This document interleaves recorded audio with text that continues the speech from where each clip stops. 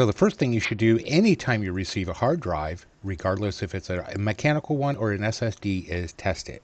For this purpose, I'm going to use an old one. This was bad. So we're going to plug this in. I'm going to put the SATA connector in. I'm going to put the power supply in. Hopefully Windows will acknowledge it here quickly. There's the beeps. We're going to run Crystal Disk, and you might not be able to see it on the screen because it's too small, but we're going to see. Hear that sound? That's how you know a hard drive is bad, and it's showing up as yellow.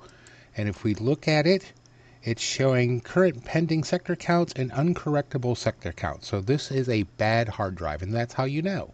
And so to give you a better look, you see how it's yellow there, and if you look under the current and under the incorrectable, you'll see that those are bad. So this is a bad hard drive. Best thing to do is if you just bought it, send it back and get another one, or destroy it.